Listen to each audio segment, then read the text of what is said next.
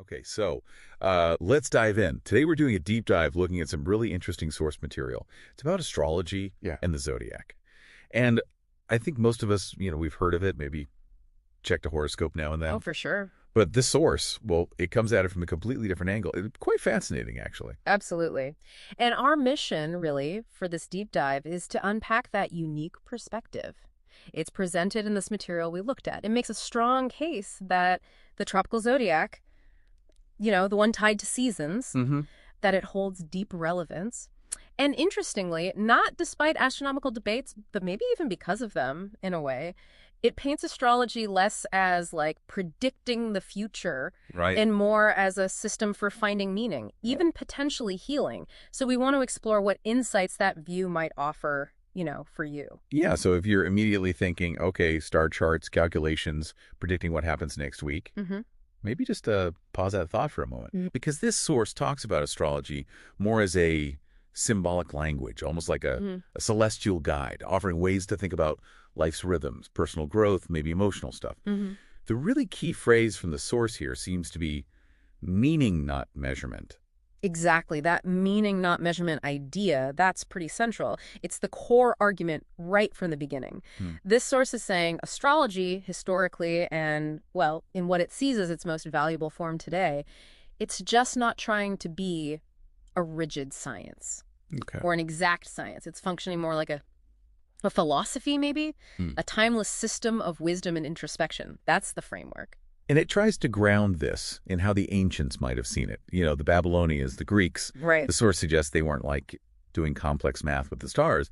They looked up, saw these big cycles, and saw them as reflections of human experience down here on Earth. Yeah, like a mirror. Exactly. Yeah. So the idea is it was designed as an intuitive and philosophical system right from the start. And this is exactly where the tropical zodiac really comes into focus in this material. It's not structured based on, where the constellations physically are in the sky right this second. Which is the usual sticking point, right? It is. But this system, the tropical one, it's built around the stable points of the Earth's year, the solstices and equinoxes. So it aligns directly with natural seasonal patterns.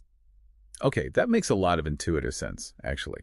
When you think about it, the source gives these great examples, like Aries showing up right with that burst of spring's energy of new beginnings. Then you get Cancer in the summer, embodying that emotional depth and nurturance. Yeah. Libra comes along with autumn's balance and reflection, and Capricorn resonates with winter's resilience, its wisdom. It feels connected. And the powerful point the source hammers home here is that these themes, rebirth, growth, harvest, going inward, these deep seasonal feelings, they are unchanged. Yeah. They're unaffected by astronomical shifts over millennia because they're tied to Earth's journey, right? Fundamental human experiences. Right.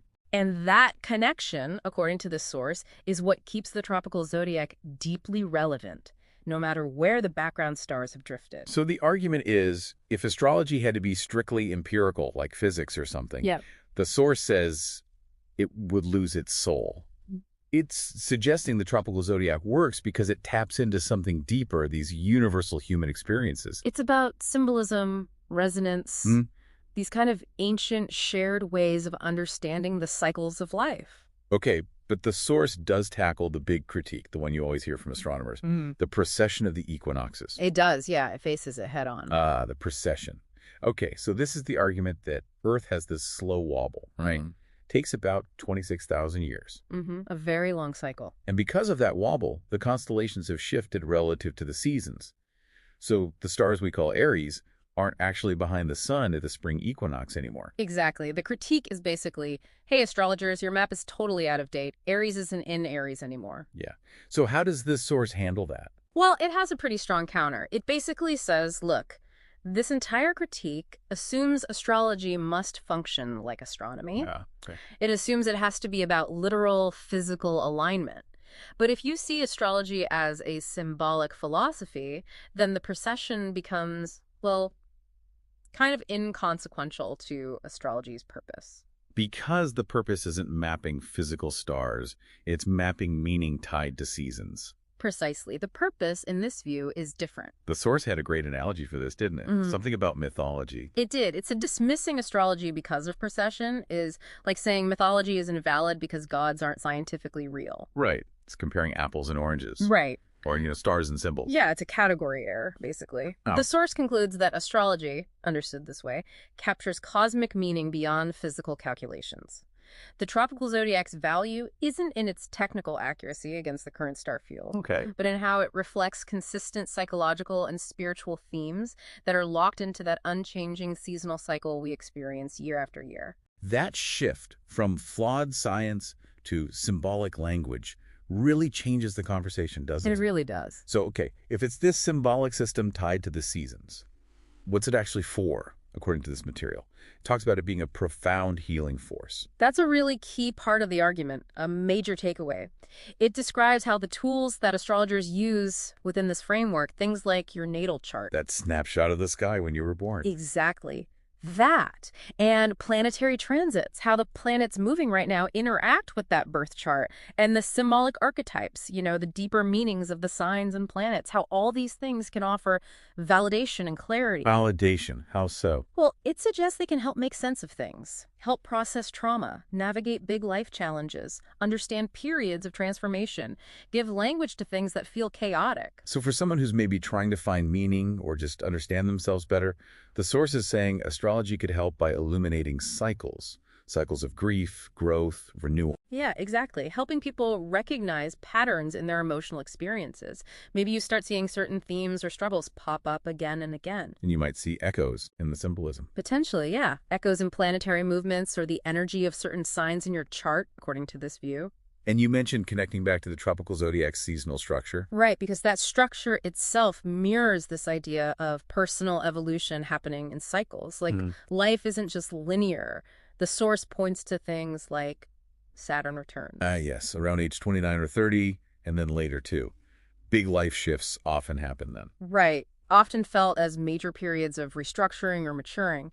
The source frames these as pivotal life transitions marked astrologically, or even just tracking lunar cycles, the moon's phases, as a way to guide emotional awareness, connecting your own feelings that ebb and flow to something larger. So it's offering a kind of framework then for healing, for self-discovery, especially if you're dealing with difficult stuff, past trauma. That seems to be the core idea.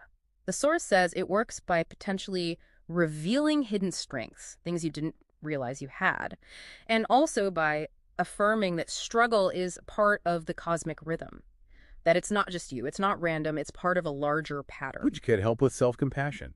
Exactly. Learning self-compassion by seeing your personal challenges, perhaps, mirrored in the celestial dance above.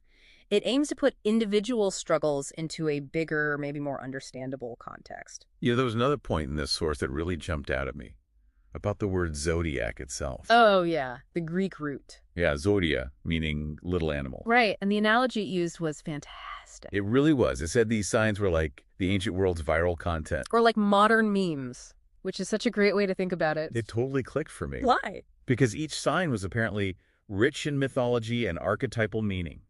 They worked like cultural shorthand. Instantly recognizable, right, if you knew the system. Packed with cosmic significance, but also somehow deeply relatable. Just like how a meme now can take a really complex feeling or a situation everyone recognizes and boil it down into one image and a caption. These zodiac signs, the source says, they condense complex emotions and ideas into succinct image symbolic form. A quick way to convey layers of meaning about personality, fate, destiny, maybe. Yeah. They weren't just static pictures. They became living metaphors for human experience. Symbols people could immediately connect with and understand on multiple levels. Which is probably why they've stuck around for so long, right? That resonance. Must be. So let's try and tie this back directly to you listening right now.